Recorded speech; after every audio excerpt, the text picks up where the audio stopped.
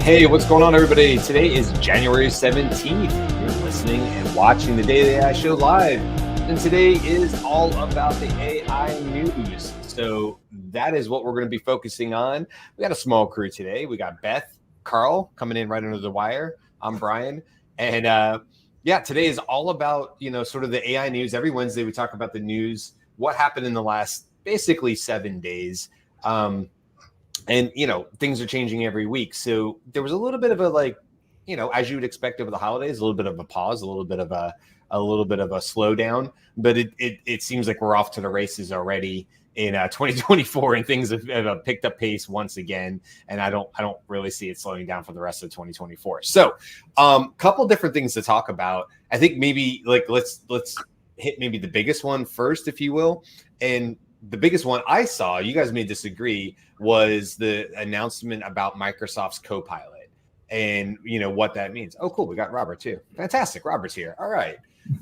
Hey, Robert, we're just getting going. So I was saying that the first news story that I think I felt like in the last 7 days was the biggest announcement would be the Microsoft Copilot. Read through it. The thing is, I personally, so I'm looking to you guys on this. I personally don't use Microsoft products. At my current company, we use like all the Google suite, and that's already had some AI built into it. At my last company, we were heavily involved with like Microsoft 365, and I think this would have been, a massive deal. But I'm curious to you guys, are you guys currently using any of like the Microsoft products? Do you see this? Is this currently helping you like with Excel, PowerPoint, these kind of things? So can you hear me? My mic working? Yep. Yeah. Mm-hmm. So shameless plug, my wife's a bookkeeper, as well as a CPA, and she's got a side business that does bookkeeping. Anyway, long story short, she uses the Microsoft 365 suite, which allows me to have access to it. So I've asked her today, could you go ahead and sign up for that? Because I need to try it out. It's a work expense, right?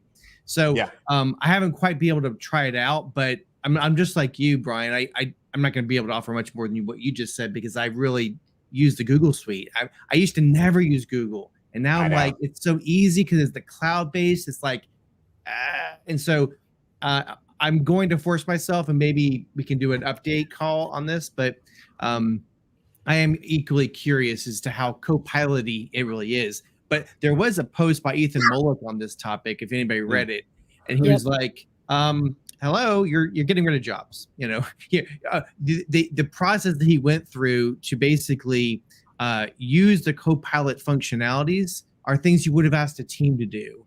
And it's like he was pretty blunt about it. I was like, oh, this is pretty important. But anyway, what are everybody else's thoughts? I also don't use Microsoft products, and I'm laughing because I'm wondering, are early adopters of AI like a group of people who are not super Microsofty? But Carl and I had this conversation yesterday.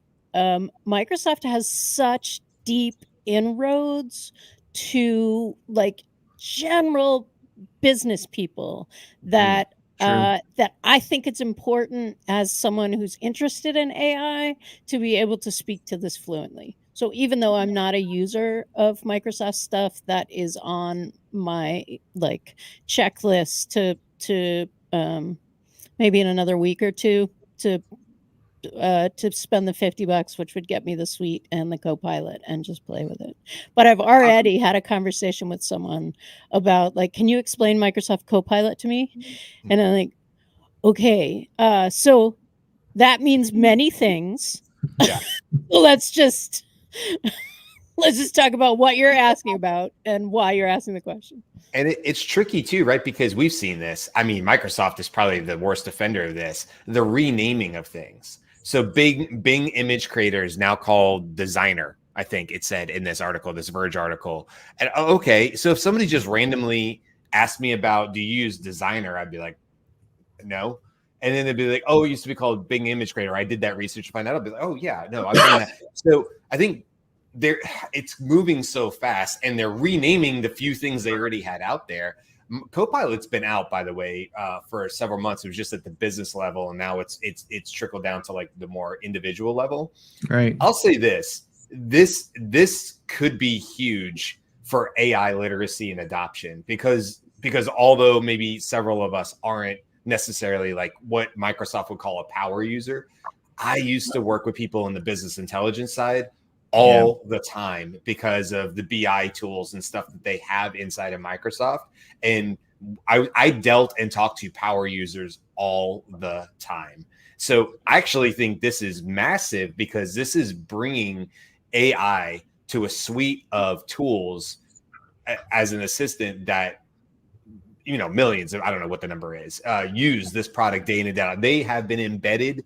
You know, think of, I don't want to just pick on governments, but think of any like legacy companies where they have been using like a 365 or Excel forever. They are not switching over to Google Sheets anytime soon. It would be a massive untangling of problems and codes and scripts that they've written, all this stuff. They're not doing it. They're sticking with Microsoft Excel. So you have all these, all these end users who maybe haven't touched ChatGPT. Maybe they've messed with Bing a little bit, and then all of a sudden it's like, hey, by the way, you have all these amazing AI tools now that you can use it, you know, for PowerPoint to help you start a PowerPoint, you know, with a blank sheet to help you get started with your writing, in your Outlook emails, cross functionality between that. It's a big deal. I'll say that it's a big deal, even though I'm not touching it myself, and I'll be interested, Robert or Beth and Carl. I don't know. Do you use any Microsoft products at all? No, it's just so funny because last year we moved everything to Google, and currently for our AI business, we're like on Google as well. But I think for us, we are going to purchase the Office 365. Okay. Not Office 365, the Copilot, which the reason why is because I've already gotten asked a couple times, hey, could you help with Copilot for Microsoft? And I was like, you mean Bing? It's like, no, we have it, not Office 365, but we have like Azure and stuff like that. And then I'm thinking, okay, I'm going to have to buy it more so to learn it and to apply it, because I have a feeling a lot of clients, especially in the target audience that we're looking at, that is the suite. But which is interesting too, because it's rolled out just like Copilot 365, just like Duet. I'm kind of skeptical there's an actual implementation or education portion of it. I feel like, hey, it's here. You can do this. Here's a couple slick videos. Yeah. That's it. Go to town, right? Which I think like, hey, for people to use it, one, they need to know it's there. And two, they actually have to understand how to use it beyond just write me an email. Like, can do that. Like, there has to be something that makes it back.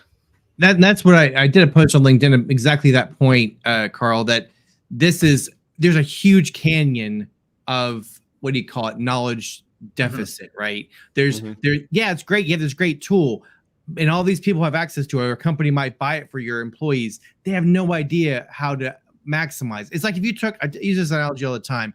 I'm old enough to remember, maybe Brian is as well, an accountant in the team when I first started at a company. He used the green sheets. He was like, 60 years old. He didn't use Excel. He was a comptroller, and he was like doing it on paper. And every month that was the financials were done on paper. Can you imagine? Okay, no more of that, man. Here's Excel. And he'd be like, what? There'd be absolutely a canyon there. Yeah. So now you're giving them this Copilot, and they don't realize how to use it. So that's why their training is going to be absolutely crucial. That's why companies need to invest in it. And there's going to be people like us that go to companies and train them. But another point I want to piggyback off of Beth's is not really her point, but she made me think, Bing, they did a play, right, a year ago. Hey, everybody, download Microsoft Edge and we'll force you to use this in order to get access to Bing, in order to force you to access to GPT. This is another one of those. It's like, hey, you sign up for Microsoft 360, but you're going to get Copilot. So all of us just basically said, yeah, we might sign up for it just so we can get access to it. But obviously we're just trying to play with it. Isn't that funny? That's a huge market share play. Yeah. But you know what's interesting too is like, okay, when any of us use any Google products, Excel or Microsoft products, it's not like all the features of Excel or Google Sheets. No, you don't. There's very specific use Like cases. 20% maybe. You're using 20% of its functionality. Yeah. Of course, And yeah. there's maybe. that one person in the organization. It's like, wow, I didn't know you could do that. It's like it's Yeah. always been there, but you just didn't know. Yeah, you could yeah. do that. So I'm worried that you put this play and it will become kind of like it's there. People use 20% of it, but it's just part of the suite of tools, and you're like, okay, fine, I can write. Yet another app. Yeah, yet another functionality. Yeah. Oh yeah, I can write my email for me. Cool. Yeah. That's fine. Well, And here, a couple things here. I'm sorry, Beth. Go ahead, and then go ahead. just a related point, Microsoft also came out and said, oh, by the way, while you've been able to use GPT-4 for free with the free Copilot, now that's only going to happen in off hours, right? So like if you really want the GPT-4 functionality now, really you should be doing the $20 a month so that you And can by the way, it's basically Turbo, GPT-4 Turbo. Yeah. So, which is true. it's supposed to be even a better, like, and it says in better performance in peak hours. So kind of the whole thing. One thing I want to mention, because we just haven't said it yet, is that one of the things they said was like, oh, there's also going to be a Copilot GPT builder. Sounds very similar to what's inside of ChatGPT. So that will be interesting, especially if it's not cross-platform, but cross-app functionality. So if I can inside this, I don't know if you can or not, but inside this, if I can create a custom GPT for my team that kind of does what we would see through a Zap sending something to Slack, but in their case, it's, hey, I know we do this all the time. This stuff comes from this transcript and goes into this document, kind of like a respell thing, and it's always going to land in Teams on this channel or whatever. And I can build a Copilot custom GPT that essentially just works as a automation tool internally. That's pretty cool. I would see a lot of value. I will say though and that's kind of their angle, and that's what they're hoping for, and that's they're trying to pull people into their ecosystem. But as you know, every one of us, we bounce around. We bounce around with Microsoft products to Google products. We're agnostic to all of them. And a lot of organizations, they're also the same way. They might use a Slack or something that's not related to the Microsoft ecosystem. And so you're going to lose that data set. Like if you say, scour my database or my SharePoint drive for Excel documents, PowerPoint documents, Word documents, and emails, and messages from Teams. That's brilliant, right? And provide me with a synopsis or an update on this project that we're working on. Oh, we forgot that one of our team members does all their work over here in Google. Now you lost that as a metric or a data set. So I think that it could be ways to consolidate that also, but the reality is most companies are already embedded in that their agnostic piece. So anyway, I think we should go into more news. Yeah, I was gonna say let's. I think this is a great topic, by the way. Copilot in general is its own show, but like it's good to know that all three of you guys are probably going to dip your toe into it from different angles. So this will be great, and it'll probably be a couple weeks. I don't think it's going to be anything next week, but I love that we're going to come back to this and get some like boots on the ground type reactions to Copilot. I think it's got a lot of potential, and I think it's going to do a lot for AI literacy, because like my wife who works for government, I mean, SharePoint, she has to deal with, it's like cold chills go down your back when you say SharePoint. She has to deal with SharePoint every single day of her life, whether she wants to or not. And it's not going anywhere. The Department of Health in Florida is going to be SharePoint for the next 20 years, no doubt, So tools like this could actually bring where she's sort of beating against and saying, hey, there's these really cool AI tools, and the people above her saying, ain't no way, no chance, this ain't coming in or whatever. This may actually be the door. This could be the Trojan horse in for users, power users who are looking to use AI tools to get in. Okay, I know we can keep talking about this. New news. I don't know who wants to go. Who's got a news? I just have a quick follow up to last year's news, to last week's news. Jesus, what is time? Last week's news was, the Rabbit R1. Is that a great idea or is that a really stupid idea? That's still out, but they sold 40,000 units in 4 days. They sold out. They sold out of them. So whether it's a great idea or a stupid idea, it is a lucrative idea. So really, hold on, 40,000 suckers. Who bought 4? There's like it isn't 40. Andy bought 4, right? So if people bought, because I've seen Tyler bought 3. Tyler did, yeah. So like I was like, it isn't 40,000 people. It's like 40,000 units. So I'm like, and people were buying multiple of them, which Yes. I was like, that's very. I am still kind of. I was like, I'm like, if this pops, maybe version 2, just like Vision, but that's in the news too. But like, I was like, I'm just gonna keep my eye on that because it'll be interesting. But then I saw the person do it on their phone, who cloned it on their phone. I'm like, oh, Basically. it's not, hold on a second. Yeah, I'm like, well, Beth, you had a good point in this, and we'll just as we'll go on the new news. But you put something in our internal Slack channel, and you're like, oh yeah, by the way, this isn't for us, meaning maybe our generation. I don't know all our ages, but I'm 45. So like clearly I looked at it and I was like dumb as hell, right? But to your point, and I admit this too, not probably made for me, not for my demographic, you know. It's not for 45-year-olds. I mean, that's okay too, right? Like it's a different technology, has a different aesthetic. You know, I never really understood Minecraft and things like that because I was like, why would we go backwards in graphics? That makes no sense to me. Clearly, if somebody had told me to invest in Minecraft or whoever makes Minecraft, I would have missed out on a huge opportunity. So basically what he's saying is don't listen to Brian. He doesn't know he's not a futurist. He doesn't see the future. No, I do. But a lot of ways, probably so. And we'll see. I cannot wait to have follow-up conversations about the R1 and whether once it gets in hands, oh my God, I can't wait to have that show. But until then, we're all speculating. Sure. Yeah. Cool. I do have. You gonna be able to go news? for it. Okay, yeah. So I have a couple of articles that came across my desk today. I think would be worth sharing visually so people can take a look. Those who are watching, obviously. So the first one being ChatGPT. Let me look at. Oh gosh. Okay, I'll just do this. Oh, I'm sorry. Google Ad. This came across the information today, which I thought was very telling. Google ad sales unit to cut hundreds of jobs. I know hundreds and a 30,000 person ad sales team is not that much, but what does it tell you? It says comes as Google is relying, if I can highlight this, on more machine learning techniques to help customers buy even more ads on its search engine. These tools don't require much employee attention. They carry relatively few expenses. So the ad revenue carries a high profit margin, it says a Google spokesman. So what are they saying? They're saying AI is making it easier for us to roll out products that don't require a human to help sell, which I thought was kind of interesting. Just to follow up on that, Robert. Yep. My brother was working for a media ad agency for like 2 or 3 years, and since when he started till he ended, he saw a big shift the last year and a half where it's mostly like the ad platform was mostly AI driven. He's like, the AI was so much better than even like us manual.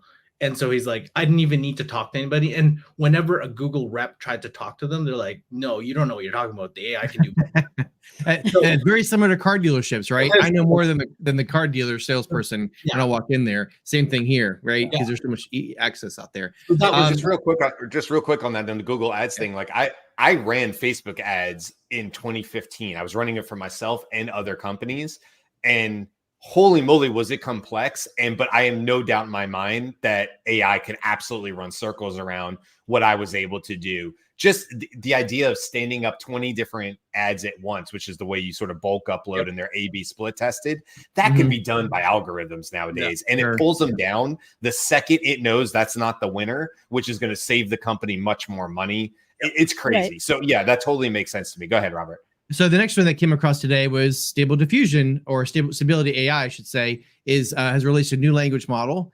Haven't been able to get too much on it because I just got it this morning, but it supposedly can operate offline without a GPU. That's pretty impressive. So it's a Stable Code 3 billion is what it's called.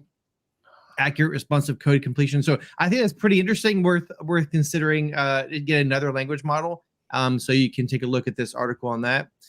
This is interesting. OpenAI announces a team to build crowdsourced governance ideas. And Ben's Bytes, if anybody follows that, he actually, or he or they, did a summary of each one of those 10 different departments. That's not it, darn it. That's the wrong article. So there's 10 different departments, and give me a second and I'll click on the link again. Yeah, our summary. Nope. That's not it. His links are not working. Is this one? That happens sometimes. No, that's not it either. Anyway, so I was reading it this morning, so my bad. I can't find it now. So never mind. I find that really interesting because right after the GPT store came out, OpenAI had an Ask Me Anything on their Discord. And it was two people who were part of the GPT, and you got to ask lots of questions. You didn't get to ask questions about like how they ranked things because they didn't answer any of those. None of those showed up in the actual thing. But they did say, if you have ideas for us, put them here. We do actually read.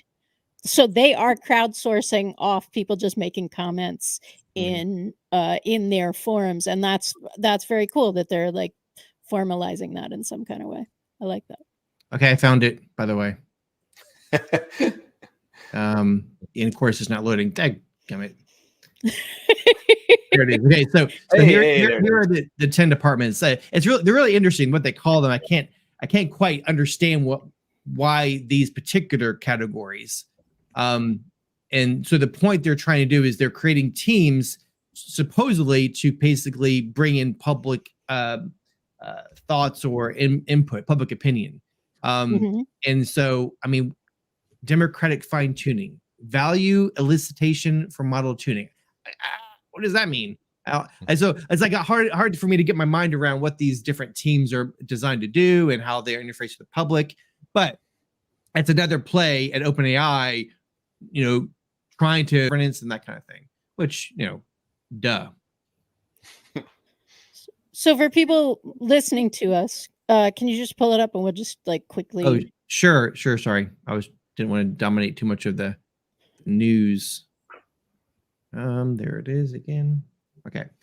So the 10 teams are case law for AI policy, collective dialogues, deliberation at scale, democratic fine tuning, energize AI, generative social choice, inclusive AI, which this is that their definition of that is decentralized decision making for underserved groups, making AI transparent for Rappler. I don't even know what Rappler is. What is Rappler? I'm not sure what Rappler. I'm gonna figure it out. Yeah, offline online discussion linkage. I don't know what that means. So Ubuntu AI, and then the Taiwan and Chatham House, which I know Chatham House is a term for a type of dialogue. Is that correct? It's a framework.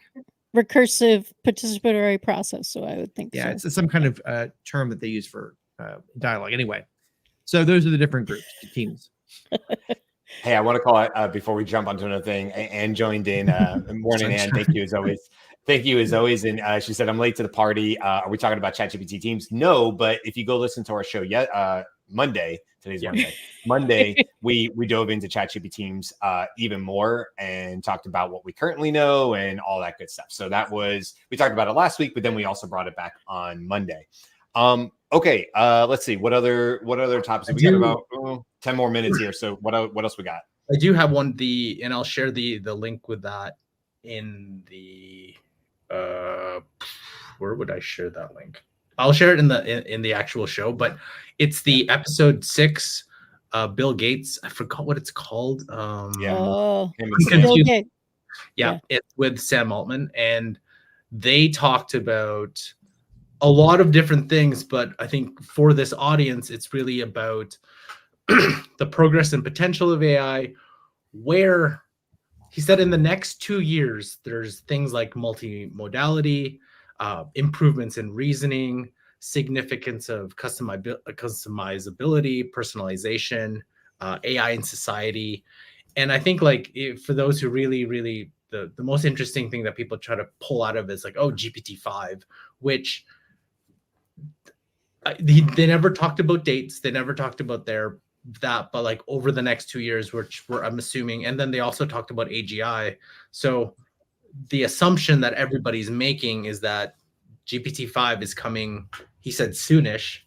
So within, I don't know, this year sometime, but probably at least in the next 2 years, there will be a GPT-5, and the improvements multimodality and especially the reasoning capability of that will be significantly improved. So though it's definitely worth a listen to. Yeah, and on that note, he's been making the rounds. He even, I actually caught it on YouTube yesterday. It was suggested to me. He did about a 35-minute interview. It was both him and I don't know her name, unfortunately, but it was on Bloomberg. Anna Makanju. Yes. On top of that, which I'll post too in the notes, is a lot of AI conversations is currently at the World Economic Forum. Right, So they're in Davos. Yeah, so that's where he was. Conversation. Yeah. So definitely worth having a, just going to YouTube and it'll be all there.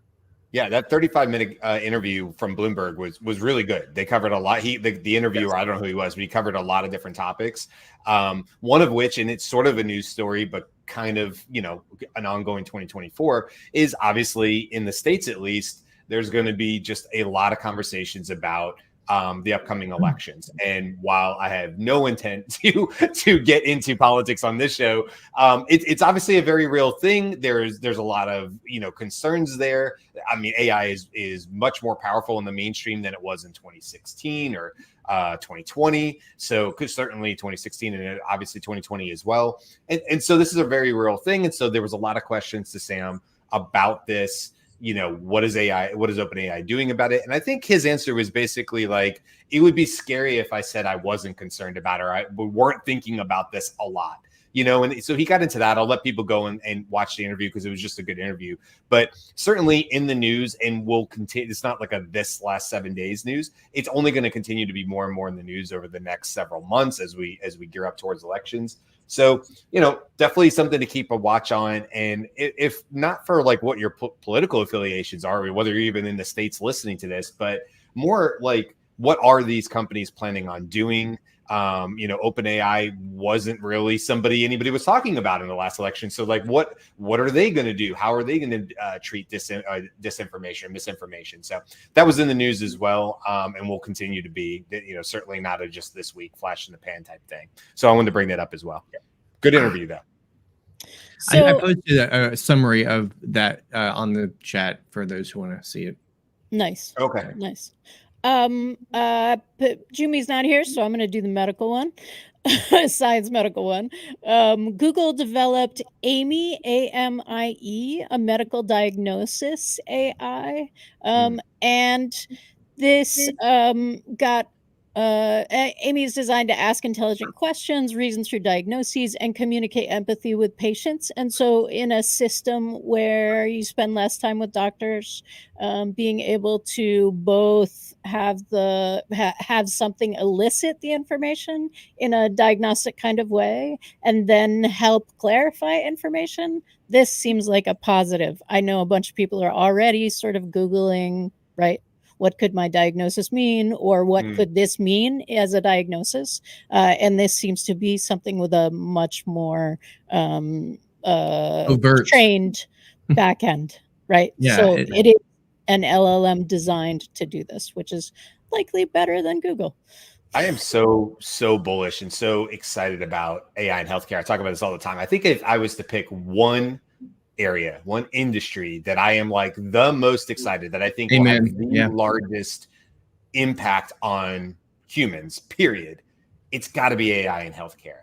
I mean, just holy moly, the amount of lives that I think are going to be saved early, during detection, during treatment, post-treatment, all the above. I mean, I lost my mom at she was 56, which is crazy to think about these days, to breast cancer, and the millions and millions and millions of other people who have similar stories to that. Just to think that perhaps with different treatments, especially in cancer, perhaps my mom would still be around in her 70s, and so it's very real to a lot of us. But man, am I excited about that. And I just I can't, every time I hear a new story like that, Beth, God, I get so excited. I'm like, it's coming. It's coming. I mean, a lot of it's here already, but oh man, it's like, you just feel like between CRISPR and all these other things, holy cow, do we really have a exciting future when it comes to healthcare and treatments and things like that. We should do a show on AI and healthcare, because I have lots of opinions about it. So I definitely agree with you. Mostly my opinions are, I don't trust doctors in general. I think that they all It's a by committee, and they don't have all the information all the time. And so one doctor over here it isn't, and they don't have all the information. They don't use all the information, or they're lazy. And so I feel like having AI in the mix makes them accountable, makes them more knowledgeable, makes them better at their jobs, just like it's making it better at our jobs. And they're less on a pedestal. Like, I think we put doctors too much on a pedestal. They just went to school, just like you and I did. They just have a knowledge base over here that is easily done through books and training and learning, just like anything else. Anyway, my point is, I'm with you, man. I really let's agree. do it a show on it. Absolutely. Yeah, that sounds great. I know we're sort of out of time here. I'll give one quick rapid fire one because it just leads into tomorrow's show. There's Elon Musk posted a picture of the Optimus, which is their robot, their humanoid looking robot. And it's folding a shirt. On its face, it's like, I mean, it's clearly attached to cords. And then Elon said, Optimus cannot yet do this autonomously, but certainly will be able to do this fully autonomously and in its arbitrary environment, in parentheses, won't require a fixed table with a box that only has one shirt in it, which is what's in the video. But I actually think, you may look at this and be like, that's pretty stupid. It's a robot folding a shirt. And I don't think that's the use case. What I see in it is the dexterity of the fingers on this robot and how much better it has gotten in a short period of time. I mean, the fine motor skills of grabbing and folding a shirt and pinching and all that stuff is something we all take for granted because anybody with two good hands can do it. But I love, by the way, the one below it too. Are you talking about the gun, or are you talking about the first thing I saw was the Terminator? Well, I like the guys. Yeah, I like the guy's comment 5 times August on here. He says first it's the shirts, then, and it's from obviously Terminator, and it's the robot, the famous scene of the robot in T2, stepping on human skulls. So that's going to come up over and over again with any humanoid robot. Anyway, I just think it's super cool, and it leads into tomorrow's conversation, which is actually about the title of tomorrow's show is introducing or welcome to your next AI robot, your car. Because what Elon said, and I thought it was really interesting, I think Andy brought it up too, is there is a lot of overlap between this robot we see folding shirts and Teslas, or put any car into there. And he was just talking about how your car is essentially an AI robot, whether you choose to see it that way or not. That's definitely the way it's going. So that's tomorrow's conversation. We'll get all into that in the fun, sort of a fun conversation. But just wanted to bring it up because it was in the news, and Elon's been known for putting some inflammatory, whatever you want to call it, on X. So, but I like this one. I thought this one was actually pretty cool. All right, fast round here. Anybody else got some 20-second stories, 30-second stories? We'll do 1 or 2 more. Apple closing San Diego AI team, which is Siri, and moving them to Texas. So not sure. Carl and I were talking about this. It's just a play to there are speculations all around this, and it's the Siri team, and it is definitely the Siri team. There's 2 of them. They're combining them. Right. And the Siri team is the biggest consumer, or the Siri is the biggest consumer AI that gets the most play. Why isn't Siri as good as ChatGPT voice, right? And let me just be clear, that's a huge PR play. They could have said we're firing these people, but instead we're like, hey, we're moving, and everybody who doesn't want to move, sorry, you're fired. So yes. Well, I will just add to that really quick because it was interesting. However anybody falls on this, they have until April to say yes or no that they're going to move. They also have the opportunity to interview for other inner jobs if they don't want to move. If they do decide to leave and they're terminated, they get 6 months of healthcare, 6 weeks of pay or something like that, and then a week of pay for every year that they've been at Apple. So I don't know, right or wrong, yes or no. Obviously, Apple seems to be trying to take care of people that are going to be disrupted by this, and they can either move and they get a $7,000 stipend to move. I don't know if that's good enough or not anymore in today's environment. I haven't had to move for a job, but interesting nonetheless that they're building up that Austin campus and they're bringing their whole Siri team together, and that's going to definitely disrupt quite a few lives. So interesting. Any other? I have one, but Carl, Beth, you guys have any more? When you said Tesla, I just remember in the news that Elon wants more, I guess, voting control of Tesla to become leaders in AI and robotics. So he wants more power in Tesla, obviously, when he was after he sold it to buy yeah. Twitter. Yeah. Okay. Sorry, Elon. You shouldn't have bought Twitter. We all think that.